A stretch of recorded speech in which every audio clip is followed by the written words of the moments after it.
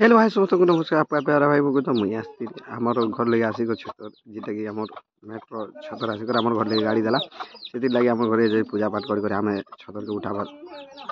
Plan चली काଣା काଣା हवा जे बेले देख छतर नाम लगे उठे कर फिर आम गाँ के बुलवा लगे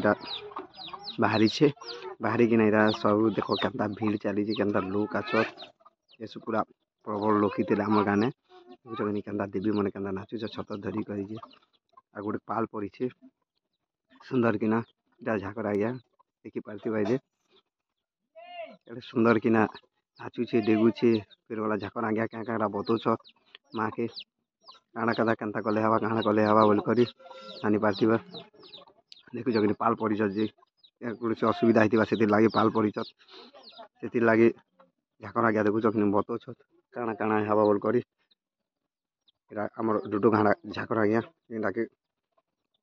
बोल कर देख प्रखर ने गोटे देवी चगुचे देवी मन बुली आसला के आमर गाने देखुच कि जेन प्रकार प्रखर ने देखुच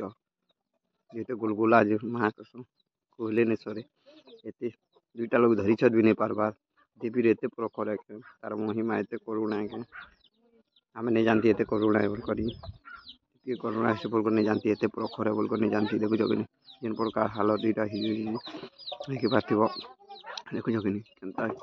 केते तोड़ी प्रखर ने चगुचे जे गला तार ना कमा हो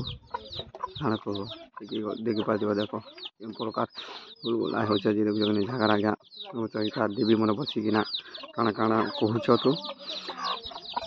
छुआ गुटे देख काଣା काଣା से मैंने कहूच ताकर कथा तो आम तो बुझी नहीं पानु ताकर महिमा अपारे ताकर सब किसी अपारे जेना कि आम किसी नहीं जानू आम माने लोग काଣା जानू से मैंने नचाबे खेलाबे बुलाबे सब किसी करबे ये सुंदर कर आसिक आम गाने जी बुलुचत बेल के सुंदर लगती है पार्थ बस।